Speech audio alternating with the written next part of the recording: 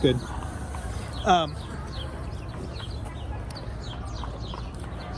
So no, I think that I believe that it's impossible not to be true that at some point in history or outside of history, but beings that we are either of or descended from, and let's say in this reality, but this reality is a very different reality than the past realities.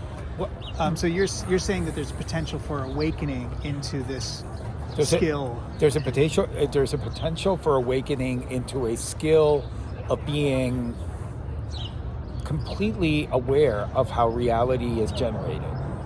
Right. Because the generation of reality is an individual experience, but it's also connected, obviously, to everything.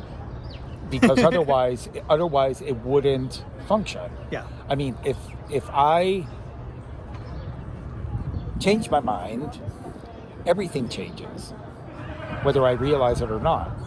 And there are some moments in which one is in a say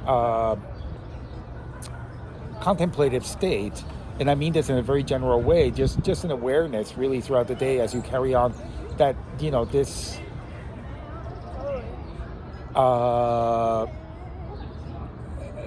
way of working is actually very simple and very direct, in that whatever I am thinking, that's what's in front of me. If I'm in a bad mood,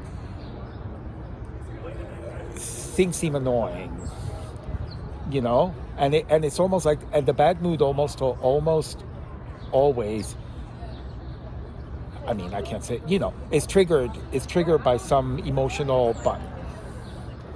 And a lot of it becomes irrational because I'm like, well, I'm upset, and I don't even know why, but I'm just like, well, I'm upset, so fuck it. I'm just going to express myself and express my suffering and just carry on. And then, like everything, there is a positive side to that, because then you let it out. But there's another part of it in which it starts manifesting all around you. But if you let it out, or if you make peace with it in whichever way you can deal with it, then the program changes again. And I've observed this in moments that I am most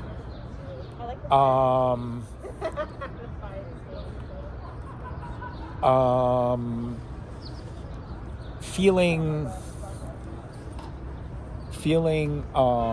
at peace in a moment of stillness. Feeling at peace in a moment of stillness. I realize how, like, wow, it's like even that fan across the room is like talking to me. It's like doing, it's like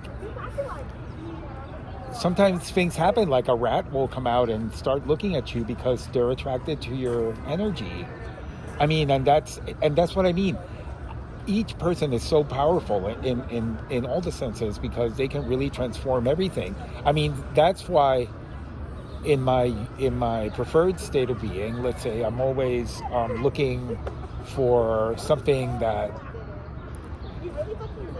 is charming, in a sense, something that is sort of, I don't know if it's something that is transmitting or inspiring joy in others, or yes, I mean, very generally speaking, but also some of that can also be, it turns into art making, like, because I believe that the moment that you do something with an intention, then that's sort of like the same thing as making art. It's like you're doing a gesture that,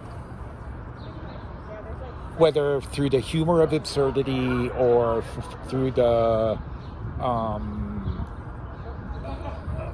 just noticing the obvious and then appreciating it, then suddenly you're like, oh, okay. So, there is a way of being at peace, at moment's notice. Oops. It's time for you to go. Well, So I had said something about the idea of a type of post-humanism or transhumanism where chips are implanted in the body and you can download languages and stuff into your mind. And you had brought up the idea that if somebody just merely willed it, they could have a Ruby cape. They can. But that was one of the things I wanted to say earlier, was that I feel like there is at some point in a history that's probably at this point disconnected from this one, because the reality that exists now is so far removed from that version of reality. But I definitely believe there was a period where there were beings that might be called humans that could just literally dream reality into being. But I feel like now reality has been given a structure in which that has to be done externally. So one of the arguments was that in transhumanism, that people create technology as a way of externalizing biological functions. So there's an argument that says you should learn how to transmit data between each other's minds on the nervous system of us resonating with each other on an emotional psychic level. You don't need an iPhone or a computer or an internet. Sure. You can just do it biologically with these machines we already are in. Right. But that's not what the game is right now. The game is externalizing and using the crystalline nature of this matrix of what we call reality, the material plane, to make things, to figure out how to make things from like atomic level up. Or I mean, it used to be like you would smelt iron or you would hammer wood or something, but we're getting into finer and finer particles of how do you make something in this reality. But I do believe at one point in time the nexus of self or soul or heart or mind on an individual level was of such that the vortex of energy could just form particles of reality around itself. Right. Well, I think that I mean, part of the is that what you wish to happen? Yes. I think that is possible at any given moment. I mean, still possible. Still possible. It's possible if you understand the process, which is actually a matter of conviction. Well, the process that I understand and the way that I have lived a lot of my life is that I can have an intention, put it out there and let it go, because I myself cannot orchestrate all of the minutia to make something manifest, yet the universe as a whole knows how to put all the parts in play. That's exactly right, and that's the way to do it. Not necessarily to give me a ruby cape, but I might find a ruby cape around the corner. Well, that's exactly right. Or somebody might go like, oh, I have this ruby cape that I picked up in Kazakhstan that I'd like you to have. That's exactly right. I mean, that's exactly the point. You let go of it. You do not concern yourself with how it's going to manifest, because that's the thing. We generate the intention as an individual, and the total takes care of. So talk to me about how all of this magical individualism connects to the idea of oneness that you sometimes lose the thread of. Because like you very well said a moment ago, the manifestation, if you want to call it that, of that intention is a result of the connection with everything. And you do not need to worry as an individual with how it's going to happen. It will happen. And it'll happen through the efforts. It's not even a matter of effort. It's just a matter of being. That's it. You know that something is. And then, well, the universe, to put it some way, which is the total, as I'm sort of making this up now, comes up with all the particulars and puts it together for you. But the important thing, there's even though that may seem very easy, and it is once you practice it, there is the distraction of this whole other system that is a social system, which is basically the result of piles and piles and piles and piles of incomplete information. Desires, I mean, fears. And passions, fears. I mean, being right, I mean, being right. And I say it to myself. I mean, sometimes I'm like, oh gosh, I didn't finish my train of thought, or I didn't finish my, what I was going to say. And then I'm like, if I feel it's important enough, I'll finish it just because, but it's not, Yeah, so there is a social, I mean, there's so many different dimensions of being in this physical realm of reality. Was I talking to you about this idea that there's at any point that you're looking to understand something, you can look behind it or underneath it. The turtles all the way down conversation, did I have that with you? No. There's this adage, turtles all the way down, where there's an old, I believe, Hindu understanding of the structure of the world. The Aristotelian view had this idea that there were pillars, I think, in a sea, and then the flat earth was suspended on that, and there was a crystal dome over top. Yeah. So I don't know if that got conflated with the Hindu idea, or if the Hindus made this up independently, but they had an idea of a flat earth with a dome over it that was being supported by 4 elephants. Right. And the elephants were standing on the back of the turtle. Right. And some pictures showed the turtle supported in the sea. But some pictures they would say, well, what is the turtle standing on? There was this question, so what is the turtle standing on? And somebody would say, well, the turtle's standing on another turtle. Well, what is that turtle standing on? Well, there's turtles all the way down. Like, why do you need an answer to this philosophical concept is called infinite regression, where the answer to the cause infinitely regresses back into the same source. Yes. So, like a lot of Judeo-Christians or with a monotheist, you could say, like, well, who created everything? Well, God. Well, who created God? Well, God created God.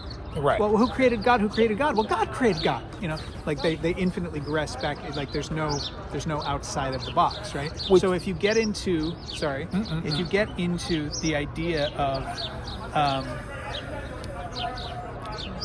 where is the source of something, like where is the real reality, because you can get into like what's outside of this reality that's more true than this reality, the frame stories, the aliens, the gods, the history. It's all but the thing is, those are all ideas that are tied to language, you know, because it's like we have ways of describing this. This is the incomplete information you were talking about earlier? Yeah, it's dependent on a social thing to talk. There's no, you know, it's what I mean about incomplete is that people miss the point between mind and reality. Like that point is somehow not understood. There's this idea that there's an external world to me, and there's an idea of an internal world, but the fact of the matter is that there is no external. It's all internal. Like, I mean, I'm basically seeing this whole scene because I believe it. I'm generating it. What you have a little bug in your beard? Oh. Are you are you solipsistic about thinking that you are the center? No, it's not a center. There's no center. There's no center. No, it's everything. Yeah. And that's what I mean. All these ideas of like amounts, of hierarchies, of categories. They're all constructs of something that is one, but it's being divided into all these other things, and it's kind of like descriptors. But to me, it's fascinating in a sense, because I can start describing something and make a whole world of descriptions of similar things. You know, and meanwhile, maybe I'm the only one who understands that, because another person may appreciate the beauty of the language. I mean, now I'm getting sort of philosophical, but I guess what I'm saying is, but I guess what I'm saying is that it's a discipline to understand how one is generating one's reality, and that reality is yours, and yet the part that is mysterious is that other people walk into it, but the people are affected by what you're thinking and by what you're feeling. And I know this firsthand. Well, it's a chicken egg thing. You might be affected by people and vice that are versa. Come into So sometimes you walk into a space and you feel all these energies, and it's important to stay centered. I mean, especially nowadays, because I mean, for me, it's especially whatever. Look, I've been triggered. I've been triggered by these kind of things all my life. That's why, I don't like nationalism. I mean, people say, the tropical paradise and all that. I mean, I love Puerto Rico just as an example, but I don't want to reduce it to this heap of like, concepts and pride and ownership and pride and ownership and stuff. Because you know what, even though it was hard for me to grow up there, just because didn't feel like I fit in. That's not like a story that's only mine. I mean, I guess a lot of people have problems Anywhere in the world. anywhere in the world New York City. regarding the place they come from. Yeah. Like some people are like, oh, I grew up in New York. And it must have been like such a paradise to grow up in a tropical island. I'm like, well, actually, well, no. Must have been such a paradise to grow up in New York. Yeah, exactly. But then you're like, you know what? There's good parts and bad parts, but So when you but forget, it does get you were saying better. like that you can forget, I think was where I was going with that, your connection to oneness. Do you actually lose the connection, or you just forget it? No, I feel that there's moments in which I understand it perfectly, and all the Just objects live it and all the without objects effort. and at that moment of clarity, I see all the objects responding to me. And that's why I love optics so much. It's like this wall, is alive. I mean, everything is alive, and I mean, you understand that. And then after that moment, I mean, I guess I could just sit there as long as I like and contemplate that.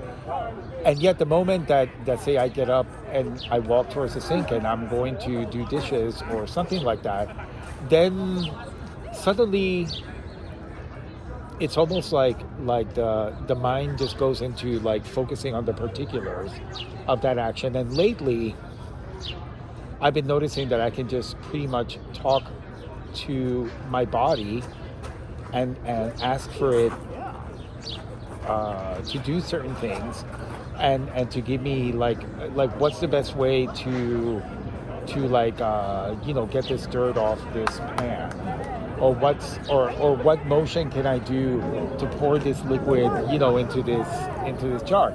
And the body will actually finesse the movements depending on what I am saying.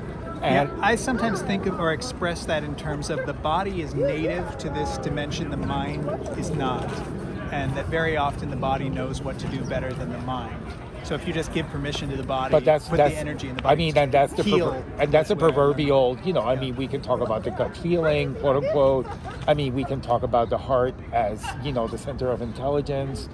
And I mean, the idea is that in a group mentality, certain ideas become popular, and certainly when people are afraid, then it just kind of becomes a little more gnarly because people are sort of using their emotions to hold on to certain ideas. And of course this is all backed up by the propaganda, to get things done a certain way.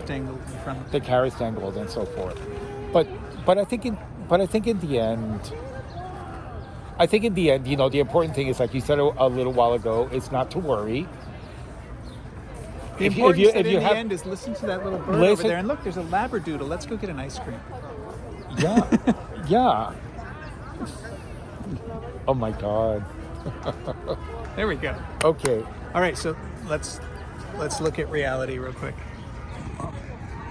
That's reality over there. Oh, it's pretty. It is pretty.